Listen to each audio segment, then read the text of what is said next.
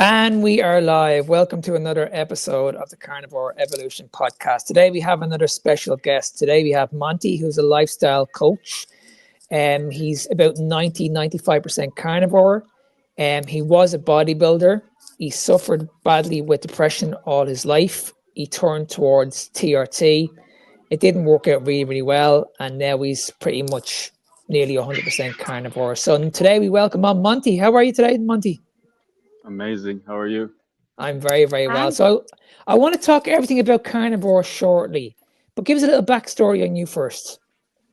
Well, I've always been into bodybuilding and athletics. I was an athlete, played basketball, and then up until about my 20s, I started getting into wanting to do competitive bodybuilding.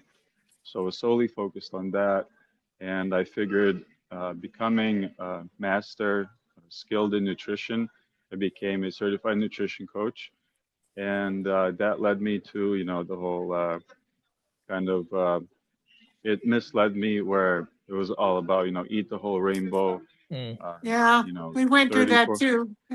yeah, 30, 40 grams of carbs every few hours to refill and like all these things. And I thought I was going in the right direction, but everything kept getting worse. I had arthritis in my knees. I would have problems squatting. I would have random elbow pains, and that I didn't want to accept that as something normal. It didn't seem like it would be normal for someone in 20s, you know. So I kept seeking answers and looking for questions. And the only thing that I found was like other people's stories about carnivore. I don't remember who it was specifically, but it's probably Sean Baker or Anthony Shafee or something like that.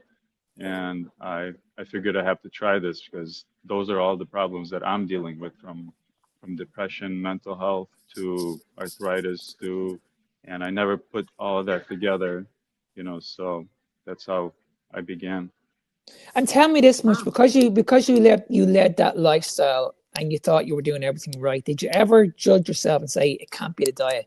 Did you ever look at the diet you were eating and saying no, it can't be that, it must be something else? To be honest, I think I was more blaming myself. I was like, what's Okay, what's wrong with me? I was at that like kind of fork, but also in my subconscious, I was like, this can't be it. yeah. So you like what kind of food were you eating back then, like with the standard bodybuilding diet compared to what you're eating now? It was rice, oatmeal, obviously the meats, chicken and turkey and beef. But it was just, I was doing a lot more since I thought I was doing the right thing. I was adding all the broccoli. I was eating Yeah. spinach every morning with eggs, um, Mm. sweet potatoes. So yeah, I was very dependent on that. And yeah, it was just mostly the typical modern mainstream bodybuilder diet. And tell me this much: why did you feel you needed to go into that space in the first place? Were you judgmental about how you looked? Did you have any issues with your health? What was the main driver why you started in the first place? For bodybuilding or Yeah. overall So health. why were you conscious about how you looked? You just wanted to try it. Like talk me into the mindset. Like what got you into this in the first place? There was probably this feeling like I would be super skinny. I was 150 pounds. I'm 185, 190 right now. I was Mm, 150. I was always skinny. Um, Maybe it bothered me a little bit, but it was more like a challenge. And but it more became since I moved from basketball as a team sport, I was really into just the art of bodybuilding. Being able to yeah. control the individual. And did you ever step on stage, or were we just a bodybuilder in general? I stepped on men's physique.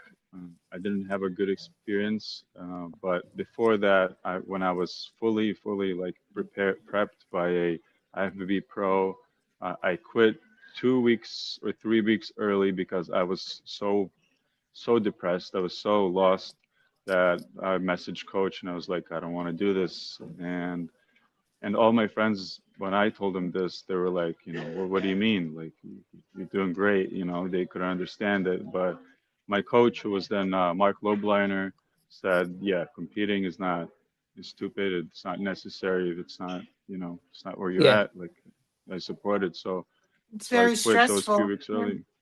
Yeah, yeah. And because I like the reason why we're having this podcast, Victoria, because I reached out to Monte about a week ago. I think it was about a week or 2 weeks ago, and he put up this post. Actually, somebody actually sent it to me. And what struck me about Monte was how young he was, and he was on TRT, and he actually came off it. And Really? I was very, very eager to get him on because this is what I'm seeing in the world at the moment. I'm seeing people as young as Monte. I think Monte's in his 30s at the moment. Is that correct? 33. 33, and Mhm. this for me is worrying. I find that the younger people are on TRT. I just think this is a problem. I think this is a serious problem. Well, wow, So Monty, how old were you when you went on TRT? Probably about 22, 23. Oh my wow, goodness, Yeah. truly, that is And that so was that young. that was late considering where everyone's mindset is at. No and Everyone was kidding. already and ahead tell like me No. 2 years. sorry, Monty, for interrupting you. Were you led into this, or did you do this yourself? Like if someone like told me to do it, Yeah, did you get any coaches telling you that this is the route that you need to go down, or did you do the no, research yourself?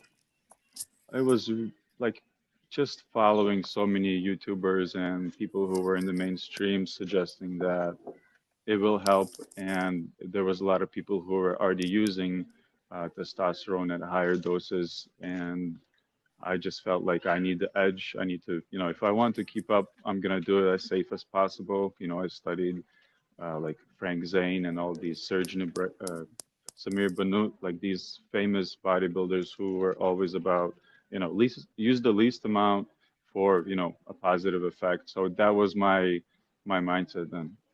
It's amazing because Were, the reason. Sorry, Victoria, go ahead. were you using any other performance enhancing drugs?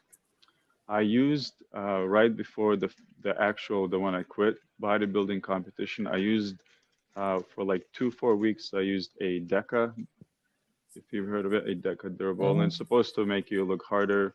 Hmm. Um, but it wasn't like anything strong or like one of those like builder type of orals or Mm. And And what do you think? And what? Sorry, Victoria, go ahead. You go so ahead. when did you quit TRT? And you must have looked great, but you felt terrible, huh? I quit now. It's been 7 years, and I've looked great, but I felt like I was bloated in ways, but that was probably also diet. But I think the mental health, and I see it in other people, and it's hard to talk to them about this maybe because they're so committed, But I think the mentality is a lot more like up and down. Yeah, You feel like more driven, but you're also like more emotionally like could be up and down, especially on the carb-based diet and a super stressful yeah. life is just gonna add up. You see, this is where I have the problem with the TRT. A lot of people are metabolically unhealthy. A lot of people out there are unhealthy, and their training is really, really poor. Their sleep is really, really poor. Their lifestyle pretty much really, really poor, and they're putting a band-aid pretty much on the problem by taking TRT. And this is what drives me crazy, because this is what I'm seeing at the moment. I'm seeing people like yourself. When I hear your story, they're mentally broken. They're depressed. They have no energy. They're losing their sex drive. Everything's just going downhill. And I'm like, this should not be happening in your 20s. It shouldn't be. And it's incredible. That's why I'm not a massive fan of the gym industry, because this is the direction we're going in. We're going down towards peptides, TRT, steroids, but nobody's talking about living an optimal life, like eating healthy. Like you classed yourself a bodybuilder, and when people hear bodybuilder, right, they automatically think these people eat the healthiest food in the world because they're the most disciplined. But I would class the bodybuilder's diet an absolute disgrace, because it has a lot of sugar in it. They rely too much on processed supplements. They eat a lot of carbohydrates. They base their whole life around carbohydrates. They think this is the only way to build muscle is to consume carbohydrates. Absolute nonsense. So what's your thoughts on all of this? I think the only way that I can make a change is lead by example Yeah. and show that it's possible because you can't really make someone believe, especially since it's been like 30, 40 years of bodybuilding with steroids. And so it's just, I think it's very new for people to even consider that. Like, how are you going to build muscle? But again, I followed at first uh, the people like Frank Zane, Mm. who was the smallest bodybuilder who beat Arnold. Hmm. And even I followed his protocols on like carb cycling. Like it was 150 carbs to 200 max for me, or 100. So it wasn't even that much as the mainstream bodybuilders. But I think still, yeah, I want to represent bodybuilding in a healthy fashion. That's what I always thought it would be. I didn't want to Yeah. compromise, you know. Absolutely. And talk me through the process, Monty, because I know this. I know this. I'm not sure Victoria will know this, but talk me through the process of people that are on TRT versus people that are natural.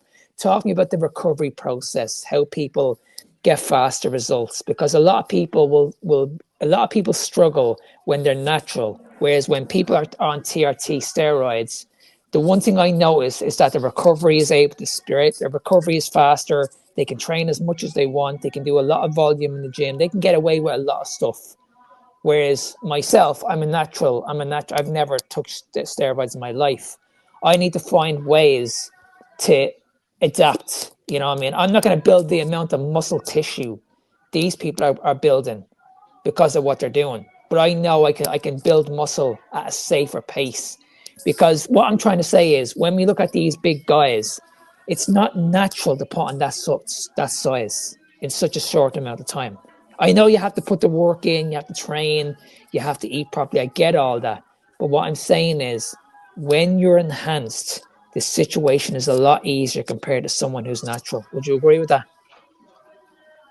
It's easier, but it also could set back. I feel like in the terms like you're recovering and building faster in a sense, but you're also building in these shapes that we have in bodybuilding where people no longer find it like aesthetic, attractive, or look healthy because Mm, they're building in like a mechanistic way, like thinking, I just need to build arms or I need to build my legs. So they're growing in proportionally, whereas if you're training naturally, you're going to have to adapt to natural things, natural lifestyle. So you're going to grow, I feel like, even a better product, say, result, because that's what I think the best bodybuilders that I've trusted, they've also taken like a very longer approach where they don't use it. Like there's one Australian guy who said he's been training for like 18 years and he looks like Arnold, obviously like much smaller, but he just looks so much better than these stocky, mm, square bodybuilders yeah. because he's just taking the long route. But didn't we know in the 60s and 70s when Arnold was a big thing and Vince Gironda was around, those guys, were they not natural? All of a sudden it seemed like a switch got flipped at the end of the 70s that people started looking at performance enhancing drugs, but they also started with the carbohydrate loading. Isn't that true? There was a switch over, and wasn't Arnold natural or pretended to be natural? I think it wasn't allowed to be talked about then, but it was known, but it was also fairly new. I think some bodybuilders were actually like catching up to them in a sense, and they were probably like caught off guard that they found out like, oh, they're using.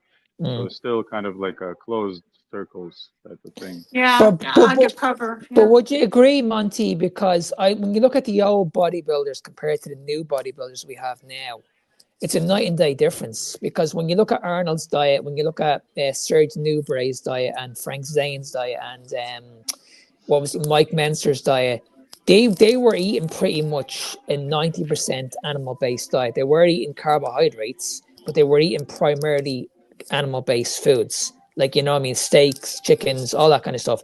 Whereas you look at the bodybuilders today, yes, they look amazing, but they have this huge, massive gut. Do you ever notice that? Like their gut is Yeah, inflamed. They have this belly. They don't look Yeah. they don't look Power the lifters same. that Yeah, I way. just don't Yeah. think the bodybuilders we see now are the same as what they were in back in Arnold's era. Would you agree with that? yeah, absolutely. You're just gonna grow in proportionately. So Yeah. you would have to be a master at like watching your body. But even myself getting ready for the competition, I remember I took some physique photos from my back, and I was like surprised and disappointed. I was like, why do I look, my back looks like just like a big, Mm, like, an overgrown, one of those pictures of overgrown cows or bulls, we've mm. seen where they're injected, but it just looked like, uh, I was just surprised that my body was just like not aesthetic anymore, not Yeah. proportional. Yeah, and I know what you mean, but I think the thing is, like, we have to understand that when it comes to building muscle, it takes a long, long time. It doesn't happen overnight. Like, people are convinced that if you go into the gym and you train hard and you eat properly, you're gonna put on a lot of muscle in 6 months. It doesn't work that way. Maybe if you're young, but when you get older, it begins to slow down. And that's what I'm saying. You need to find out what works best for you. And if you are natural, you have to be sensible about this, that you're not going to put on the amount of muscle that these freaks are putting on at the moment. Because I competed in a bodybuilding comp. I did one bodybuilding competition 9 years ago. And I did it for different reasons. I didn't go over to win a trophy. I went over and I did it on the whole thing on a carnivore approach. But I came up against enhanced athletes. So I wanted to test myself against probably the best people in the industry. Now, I competed in a strong lineup of 25 competitors. I came the top four. Now, I was told by one of the judges that if I came back next year and done some TRT and done a little bit of carbohydrate, I could possibly win the show because I was the leanest guy on the stage. I was 3% body fat. Now, I hadn't got the muscular development that these guys had. But that's what he was saying to me. He was saying, listen, if you came back the next year and you filled up a little bit and you took a TRT, you could probably win this. That wasn't my goal. My goal was to go on this show and show people that you can do this and not jeopardize your health. Because that's where we're going at the moment. Everybody's jeopardizing their health just to win a trophy. And I did not want to do that. And I think that's the wrong thing to do. Why would you jeopardize your health? Because you went through this. You battled with depression. You were suffering. I seen this in the background. I was hearing stories from bodybuilders, and I couldn't believe the stories. They were mentally broken. And these people looked incredible. And I was like, what's the point in looking incredible if you feel like shit? You know what I Yeah, Yeah, mean? you have to So, take a and look. that, and that's why I that's that's why when I Monty's story. Yeah. yeah, that's what I'm saying. When I saw your story, Monty, I was like, oh my God, I need to get you on because people need to hear this. This is real. This is real stuff here. Because I'm hearing this on a regular basis, and this is where we're going at the moment. People are not getting educated, and it's great to see you now on social media. Your lifestyle. We're going to talk about carnivore shortly, but it's great to see you on social media now, and you're saying to people, "I've been down that road. Now I'm showing you how to get out of that and do it a better way." Absolutely. Yeah, I hope to inspire others about it because yeah, it's just so misleading from it's like following a magazine, one of those bodybuilding magazines. And with the mental health, it's just, you see all these people fall off, and they also feel probably like I felt, where what's wrong with me? I'm just going to take some time off. And then they Yeah, take yeah. some time off and they're like isolated, and then they come back and in a little bit and try again, so it's just Absolutely. Absolutely. I just don't understand why you would take an injection when you don't need it. Because the way I see it, if you tick all the boxes, you eat well, you train well, you give your body enough fat, you add in some ample recovery, you give your body a training program that you're able to do and you're able to adapt to that training program. You add in progressive overload, you keep getting better, keep getting stronger. There's no way in hell you can tell me that you won't build muscle. And you will build muscle. It's just going to take a little bit more time. I just don't understand why we're going down this route of injecting yourself. Like, I mean, surely the body's able to heal itself. Surely the body is fully capable of building muscle itself. You don't need these injections to do the work for you. Well, I think it's Agreed. hive mind, and women suffer from a very similar situation. We look at our magazines, and believe it or not, about 35 years ago, I had a subscription to Muscle and Fitness, but we see models, women see models, they're very slender, They're always perfectly dressed. They're always full makeup or beautiful hair, and it's an ideal that we want to achieve. So we are willing to starve ourselves and do what it takes and get plastic surgery to look like these ideal people. And I think that's part of what's happening here. The men see these very muscular, beautiful bodies, and they want it too. And we can't blame them. It's human nature, in my estimation. Yeah, it's a similar sense where people go after, for profit over things or get Yeah. greedy and just don't think long term. Because let's be honest, how many people are actually disciplined in the sense, like I feel like it's probably like 20% in the population, maybe less sometimes, the way you just see people try things and fall off or just not consider going into like understanding more deeper things of like why are people training the way they're training and they're burning out, and like there's other ways to train or eat, but it's just like, oh, it's just, I feel like it's a lot of it is excuses, like especially with carnivore. I imagine you've heard all the excuses of like they just can't imagine it, and they just like it just Hmm. feels like it's going to be a terrible life, Yeah. but it's just they're not able to Deprivation. like enter it. Mm, mm. So let's talk about carnivore. So you eventually moved into carnivore. So how long was this now? You started carnivore? I think it's the fourth year. Fourth year. Okay. And you were saying to me before you came on, you're hyper carnivore at the moment. So you're about 95% carnivore at the moment. You have a little bit of carbohydrate every now and again. So tell me this much. Why did you feel like you needed to go down the carnivore approach and not the standard bodybuilding diet anymore? Well, I guess I was running out of options, and my mindset was still seeking the non-compromising way of like I can't like sacrifice my health. I can't not have relationships. I can't just put everything on the side. It's just and it's not working out. So what's the point?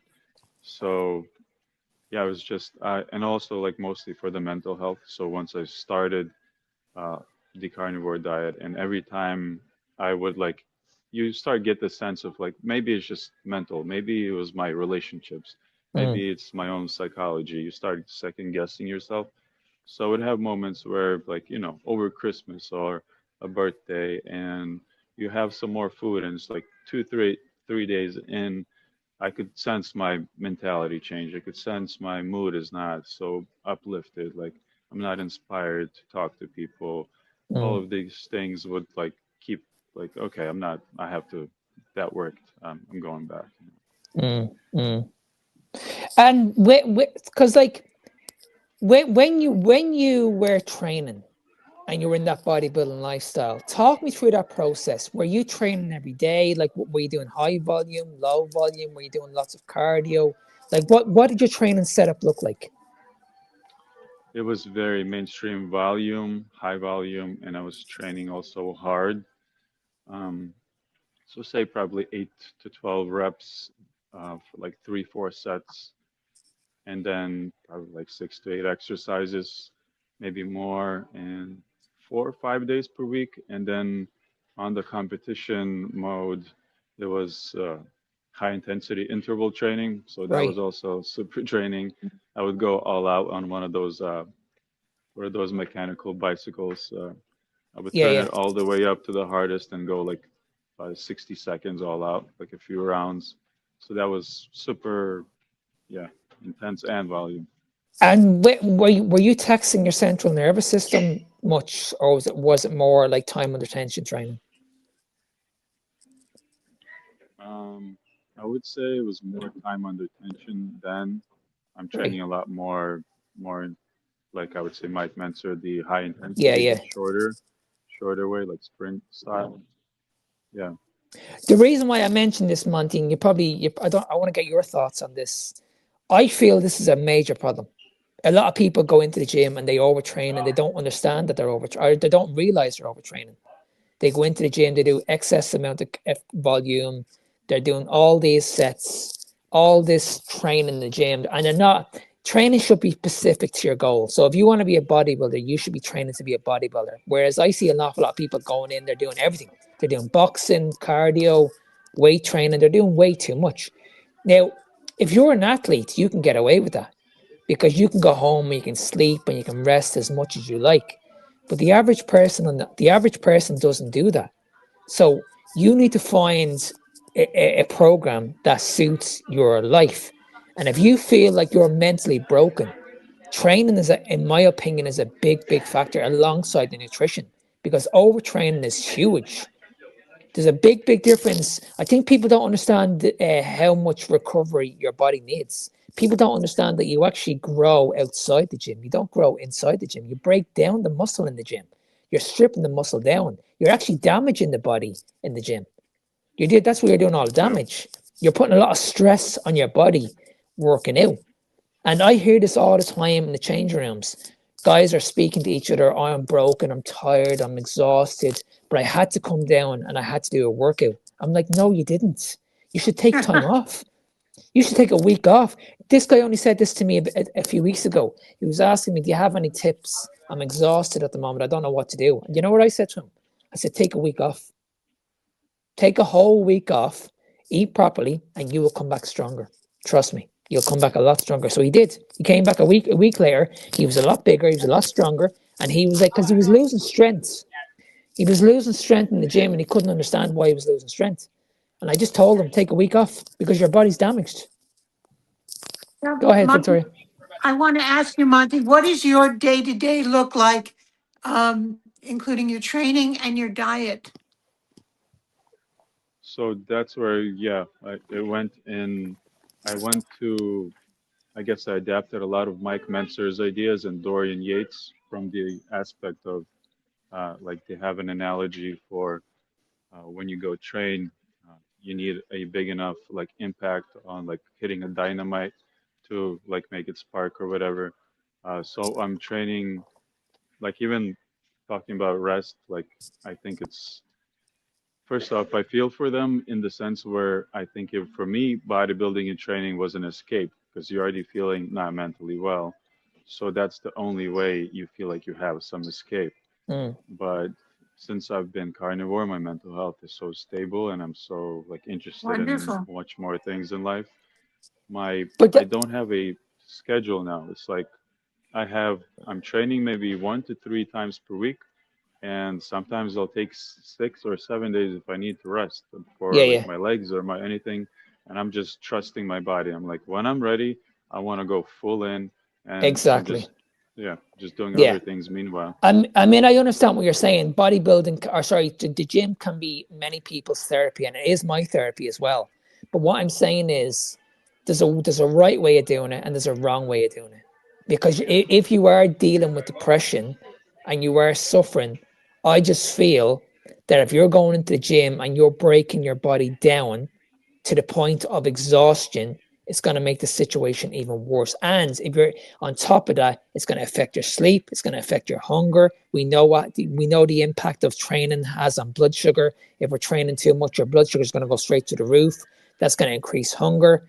You know, what I mean, your eating habits are going to be all over the place. And this is where we see the problem with people on a low calorie diet. They struggle to maintain a low calorie diet because the excessive training that they're doing in the gym. You don't need to do that because if you're on a low energy demand, eating the food that you're eating, and your output is very high, that shit is going to catch up on you. You're not going to be able to sustain that for a long time. Your body's just going to be in starvation mode. Your body's going to be in that panic situation to say, listen, I can't do this anymore. And your body will break down. It's only a matter of time. And I think that's where many people go wrong is they put their body into an unbelievable deficit to the point of starvation, and they feel like they need to do more in the gym. That's not good. Yeah, that's where I think my intuition was like, uh, I need to learn about nutrition. I thought that could be the key. I'm gonna just figure out how to recover better, how to, you think maybe I just need to eat more, and that's a lot of people's mentalities. Like Yeah, they're shoving food down their mouth as much as they can, or yeah, start doing fast food to even like get more calories in. So absolutely. Have you ever heard of the reverse diet? Is that when you?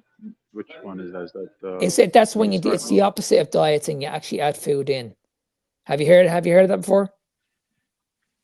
Uh, I've heard of like the when people reverse diet out of like competition Yes, mode. that's Is the that what one. you mean? Yeah. So basically, that's what I teach my clients because I see an awful lot of people starving themselves. And I always say to people, like, if you've been dieting for the last 10 years, there's something seriously wrong.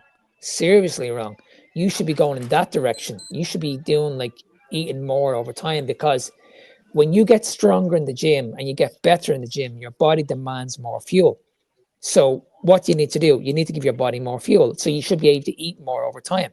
And I always say, what female doesn't like to eat more food? But what they're doing is they're putting themselves into a deficit year in, year out. They're destroying their hormones. Their chances of giving birth later on in life are affected. It's two reasons because they're undereating, they're undernourished, and they're wrecking the hormones as well. You know what I mean? So there's three things there that they're focusing on. So it's like, well, why would you put yourself all through all this? And that's what I'm saying. When we look at your situation, Monty, and I was through it as well, you went into this bodybuilding space for maybe ego reasons or to win a competition. But a lot of people don't realize that yes, you might look the part, but you are damaging yourself in the process massively. And nobody's going to be able to see it apart from you because you're going to be convinced that I'm still living a healthy lifestyle. I go to the gym every day. I eat properly.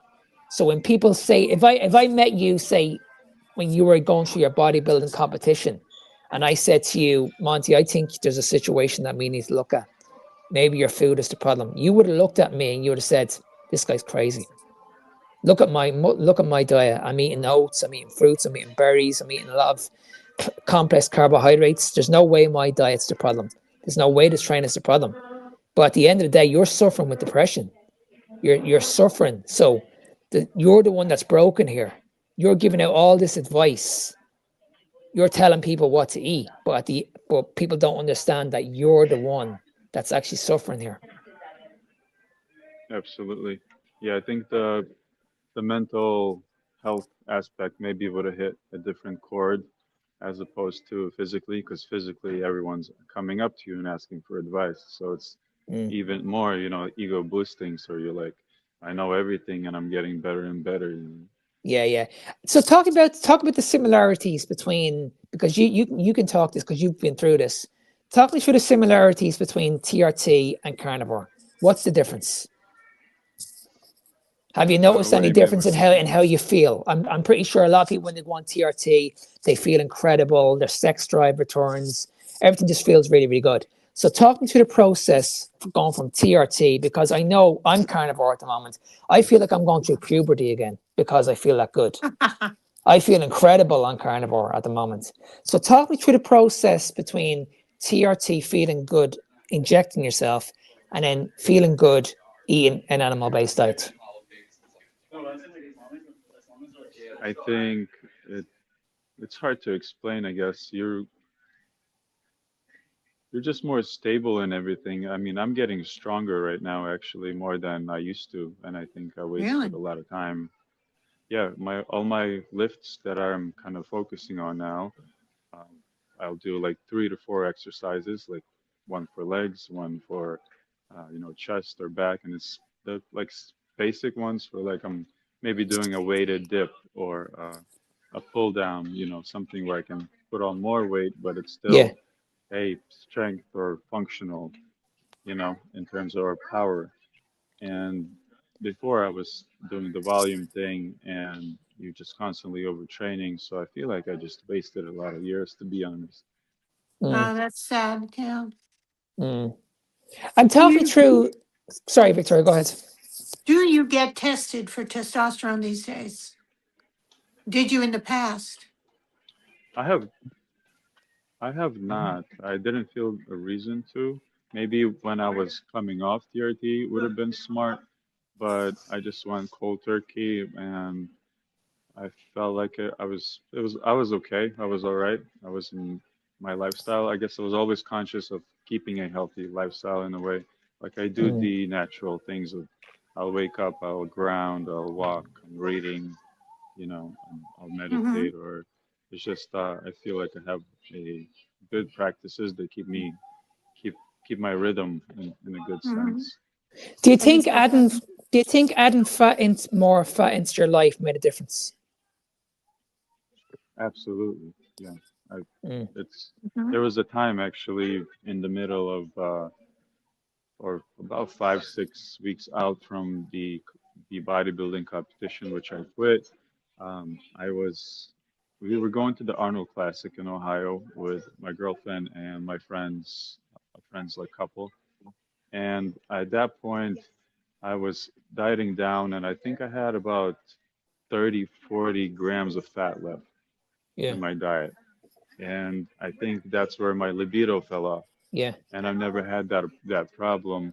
And my coach would let me have a overfeeding day, refeeding day with carbs or something like that. But that day we were at some buffet thing, and there was pizza, and I was like, okay, like fuck it, let's just have a little bit of, excuse my language. We're just gonna have I'll have some pizza, and there was loads of cheese on there. And the same night my libido came back. yeah. And that was a memory that's like ingrained in me that like I need fats. Oh, it's very honestly, it's very, very important because I'm always saying to people, like, people should know this because when we look at our sex hormones, testosterone comes from a molecule that we're all aware of. It's called cholesterol. Without cholesterol, you cannot make testosterone. Now, where do we get that cholesterol from? We get it from fat. So by you limiting your fat, you're destroying your hormones. Destroying your hormones. And what are we doing at the moment? We're eating a lot of shit, processed food, carbohydrates. This is where people are metabolically unhealthy. And if you add that on top of overtraining, poor sleep, poor lifestyle, it's just a recipe for disaster.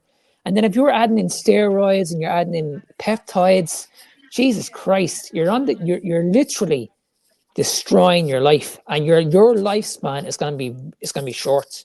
Because we only had a podcast about 6 weeks ago. I called out this guy on social media. His name is Mark. You know Mark Carroll. He's on social media at the moment. Have you heard of him? Is that one of the guys you were sharing the stories Yeah, that yeah. So he were lost his life there a couple of weeks ago. He's a very, very popular online. Now don't get me wrong. Don't get me wrong. What he does for his clients is amazing. He has a lot of transformations. I won't ever fault him for what he does. But what drew me towards his story was he was the one that almost died. You know, he's the fitness professional here, and he's the one that almost died. And when you look at his life, he follows a flexible diet approach where he has 80% of his overall diet. He thinks he's eating clean, and then he says to people, "Oh, well, 20% of your diet eating processed food, it's not going to make any difference." Yes, it is, Mark. It's going to catch up on you eventually. You know what I mean? that This was is Yeah. where my we're guilt. I going. was guilty there. Yeah, and I I was the was same. guilty I was the there. same. I was the very, very same. I was told from many, many people in the industry, as long as I'm eating around 70 or 80% clean, I can have whatever I want. As long as it totals up to my overall calories.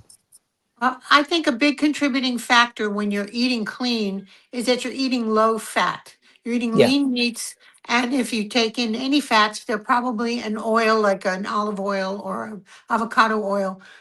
Those plant oils, even the fruit oils like avocado and olive, suppress cholesterol. Mm, They absolutely replace it in the gut, and the cholesterol that gets either sent to the arteries or discarded. It gets excreted. So that really works against you if you're on low fat. I felt, yeah, I'm really guilty on that part where I promoted the flexible dieting part because I was getting the physical results, and on top of when I was preparing for a competition, I had to start like counting my stuff down and down, and I was at low fats at that point, and instead of me having healthy fats and me just seeking some comfort, I would save some fats, and I would eat like ice cream. I would fit ice cream into mm, my diet because it fit the macros. And it was like, mm. I'm still Mhm. losing weight. Like, look at me. Like, like here, follow this, but so I Mm. feel really guilty of that part. Yeah, yeah, because that's basically where we're going at the moment, Monty. Everything is based on the law of thermodynamics. We all know we can get in shape being on a low-calorie diet. Everybody can do that. I've done it many, many times. The issue is you will not sustain it. You will not be able to do it for the rest of your life. You're gonna reach a point where you're gonna hit a wall. You're gonna get those massive cravings. You're gonna be starving. And this is what I was saying earlier on. You're literally putting your body in a point of starvation where your body cannot sustain that for a long period of time. And if you're ignoring that and you're going into the gym and you're putting a lot of stress on your body, because you have to think about it. When you put your body into a point of starvation, that's a lot of stress. That's when cortisol becomes a problem. Now, if Yeah. you add on top of that poor sleep and poor training, that's when cortisol becomes a major, major problem. That's when you're in serious trouble. That's when you're stressed. That's when you end up getting these mental health issues like depression, anxiety. This is when it becomes a problem because you're first of all, you're undernourishing your body. And we shouldn't look at food as calories. We should look at food as nutrients. Give your body the nutrients, the nutrition, the essential nutrients your body needs to grow. You don't grow from eating carbohydrates. You know what I mean? Because I want to talk to you about this because you're a bodybuilder or you were a bodybuilder. And I got absolutely destroyed on social media a couple of days ago about carbohydrates because I mentioned that when it comes to carbohydrates, they have nothing to do with building muscle at all. They're just an energy source. So what's your opinion on that? I don't agree. I've started to build muscle and strength, and yeah, I don't think it's necessary. I think it's just it's denial for many people. Like every Mm, time I bring up the carnivore thing, and you know, most people are not going to be ready to try it. I feel like after speaking about it, it's just some people are going to get even aggressive with you, mm, and they think you're the one that's unhealthy, even mm. though they see you're doing well. But I think it's just a lot of denial for people. Like, how am I going to survive? It's just But so the only thing that I can suggest is try it for 3, 4 weeks for yourself because knowledge is limited at a certain point. absolutely. And like you said, you have to try it, but not only try it, you have to do it for a while. Like your body has to become fat adapted. So yes, when you eliminate carbohydrates, you are gonna get that flatness look. I mean everything's gonna look, I mean you're gonna lose probably a lot of definition. But I don't think people understand that definition, a lot of it was water. You were holding a lot of water in the muscle. What I mean? So when it comes to carbohydrate, yes, the muscle may look bigger, but it's just an illusion. You haven't built muscle. It's different. It's completely different. Yeah. You're Where it's just only when, retaining fat yeah, and water. when you flush the muscle or when you flush the water out of the muscle, then we'll see what you look like. You know what I mean? Like when I look at my figure, like I'm ripped at the moment. I know if I did 6 months of carbs, I would be a lot bigger than what I am now. A lot bigger. But that's not muscle. I put on mass. Mass and muscle are completely different.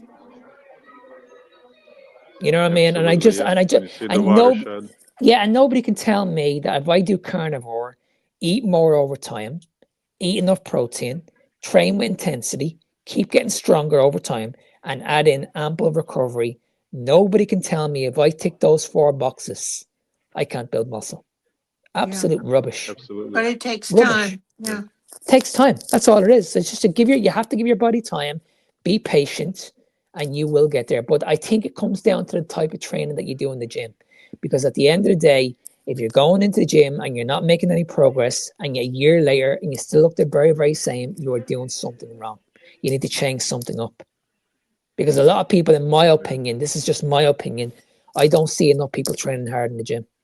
I only sent a video on to Victoria today. A guy was doing like 90s with the dumbbells. 90 He was doing pounds, two this. dumbbells. Yeah. Yeah, and he was just moving the weight, moving the weight. And I said to Victoria, look at his breathing. Look the way he's moving the weight. And when he put the weight down, he wasn't even now a breath. Now, I'm like you, Monty. I do like time under tension. Now, I can tell you right now, when I'm finished my set, I'm done. I'm like I need about a minute to recover.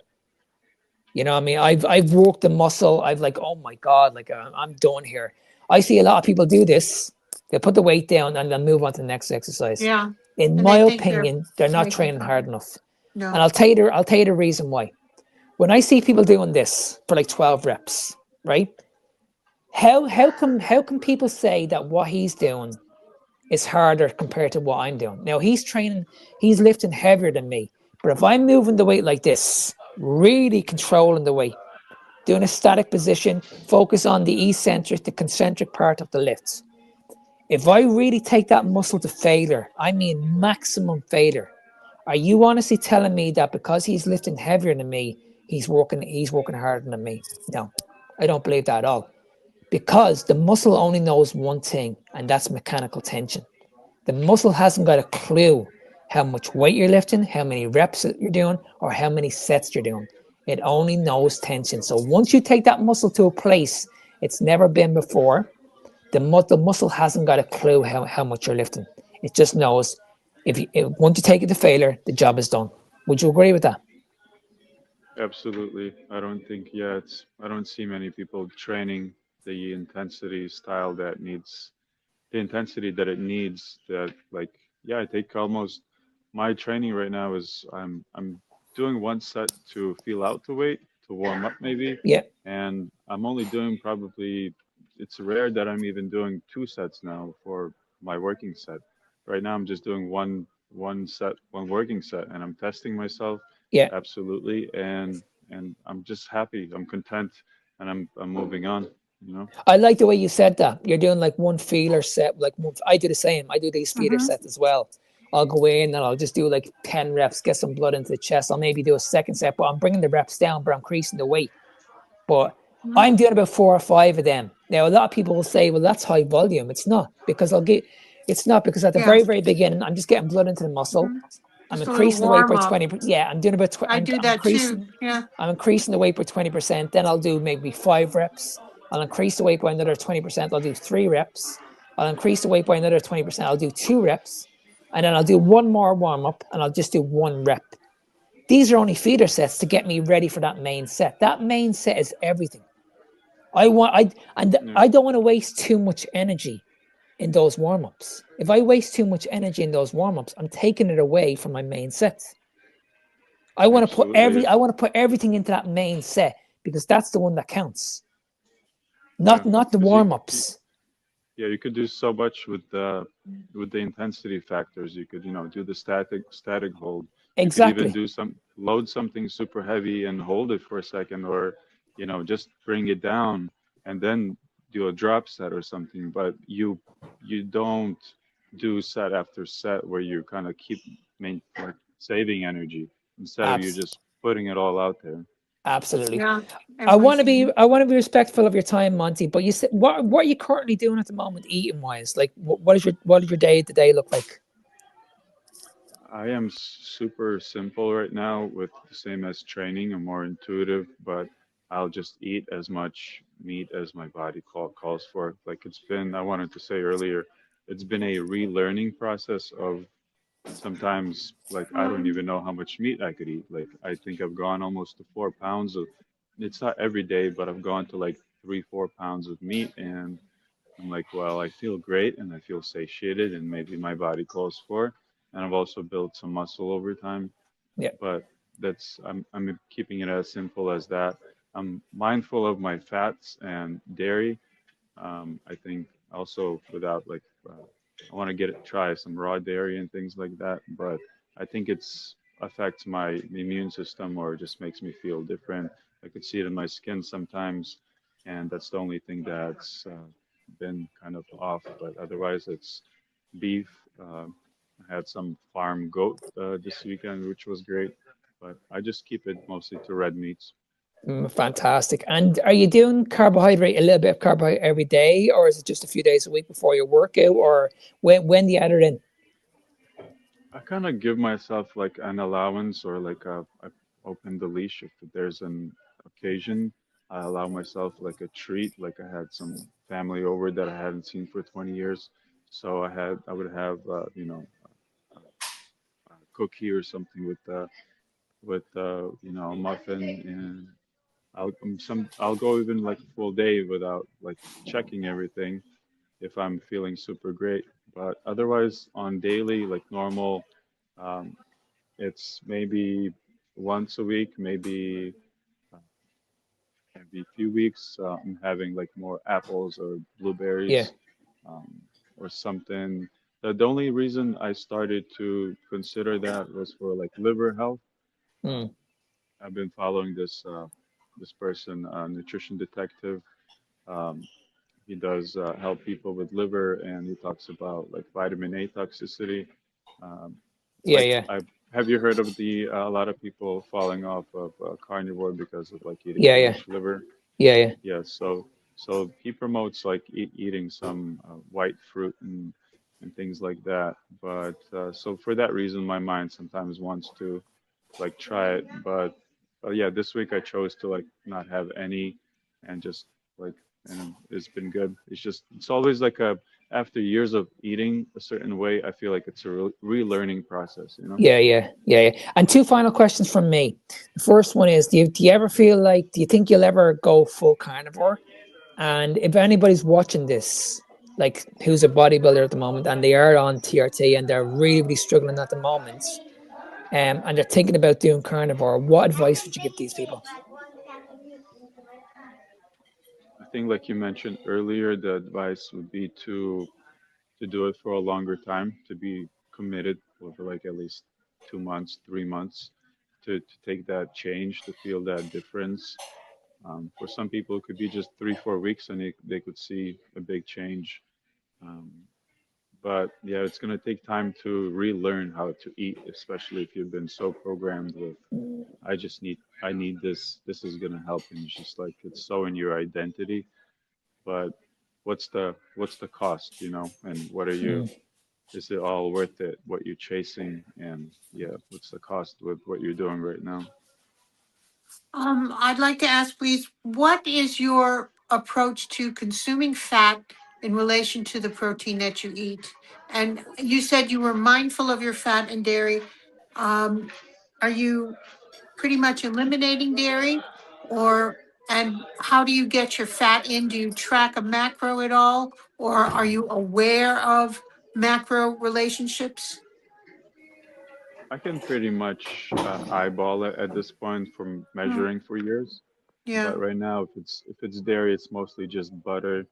Um, like Mhm. I used to love cottage cheese and things like that. Heavy cream. I feel like I could. At one point, I started like drinking it by the cartons Mm. because it just felt so great. Ah, But yeah. I think it's just not the best in terms of the store bought, Mhm. and it's like Yeah, pasteurized. it's So I junk in want to there. try that again. Yeah, but right now just mostly butter. I just want to find just one final question for me, Monty. Do you find that because you were a bodybuilder, do you find that because you're carnivore and it fills you up very, very quickly, do you find it's hard to get the food in, or are you completely okay with that? Is it hard to get the food in on Yeah, because a carnivore? lot, yeah, because a lot of bodybuilders that I've spoken to over the years, they find that they say that carnivore is not sustainable because when they eat a lot of meat, it fills them up very, very quickly, and they can't add more food into the diet because it's very, very hard. Whereas this is what I was talking about, the reverse diet, like earlier on, because I'm eating around 4.5 pounds of meat a day easily. Um, and the way I did it was I implemented a reverse diet. Now, if you had said to me like 4 years, or sorry, 9 years ago, when I stepped on stage, because I was only eating about 1.5 pounds of meat a day, roughly, something like that, and that filled me up. If you had said to me like a year later, I'd be eating 3 pounds of meat more, then I would have said you're crazy, absolutely crazy. But I just feel like it can be sustainable, but you have to do it at the right pace. I think if you look at carnivore and think that okay, it's never going to work, it's not going to be optimal for muscle building, then you're going in with the wrong attitude, in my opinion, because you're going in for the wrong reasons. Because you want to go back to those foods because you're addicted to those foods. That's the only reason I see it.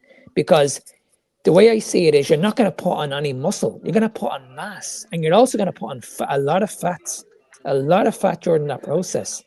Whereas with me, I've never been fat in those 9 years ever. I've had a six pack for the last 9 years effortlessly. I haven't even tried. I'm going into the gym. I'm training less now than I've ever trained in my life. I only train 3 days a week, half an hour in the gym, and I'm done. You're talking to someone who used to be in the gym 7 days a week, 2 hours a day. That's what and that was 365 days a year. Never took a day off. And I used to go mad when I used to take a day off. I was running myself into the ground. Whereas now I don't give a shit. I work out 3 days a week. I'm very, very happy. I'm in a very, very good place now. And I was like you. I don't know if you know my story. I suffered with depression for a very, very long time. I was in a really, really dark place. And when I stepped away from all that nonsense and gave my body the right fuel, and just, as I said, just stripped it all back. I don't train high volume. I've never trained high volume in my life. I've always done low volume. I find that low volume, you put on more mass a lot quicker. Because, as I said, it's not about how much you do in the gym. It's about the quality. Quality over quantity, in my opinion. It's not about doing more. It's about what you can actually do in those sessions and get better at those sessions over time. And that's the way I do it. That's the way I do it. Your logbook is the key. Progressive overload is the key. If you're getting stronger on a week-to-week, year-to-year basis, there's no way in hell you cannot tell me you can't build muscle. It's nonsense. I agree. Really inspiring story. I hope that more people get to hear that, Absolutely. Where can people go to find you, Monte? I'm on Instagram as PumpingShark. I also have a channel called Cheers to Wellbeing podcast. So I'll probably be doing some of my own podcasts on about carnivore lifestyle related. Fantastic. So that's the goal now going forward, doing your own podcast and just being an ambassador in this space. Yeah, I think there's no competing for me or being in that sense of the world. So I have to build parallel or alternatives, and I feel like uh, it's really important for some people to hear like all of these things, and there's to know that there is another way. Are you getting much pushback at the moment from family, friends, or are they all on sides getting support? Family has been the toughest on that. They're very pushed back on that, which is fine, but I'll give it time. It just sounds crazy to some people, but it's mostly been more strangers or like closer friends who, like, I've get messages from like a person I was super happy from my high school friend. I didn't even know he was like watching me that closely, but he was getting overweight, and then he started doing fast till dinner, and then after dinner it's all butter, steaks, and he's lost weight. He feels amazing. Yeah. So I'm like, it feels like there's a purpose to it, a calling. Absolutely. Well, Monte, I wish you all the best. Thanks very much for coming on to our podcast. Yes, thank you so your much. story is amazing, and I'm hoping this reaches a lot of people because I've been wanting to do one of these podcasts for a very, very long time. So, yeah, thanks very much for coming on. Thank you, guys. So inspiring. Thank you. Okay, now. Cheers, pal. Speak soon. Bye-bye. If you get value Bye-bye. from this podcast, please hit subscribe, drop a like, comment, and share this episode. It really helps spread the word on carnivore. Want support on the diet? Email ennismark93@gmail.com for a free consultation. New clients are welcome now.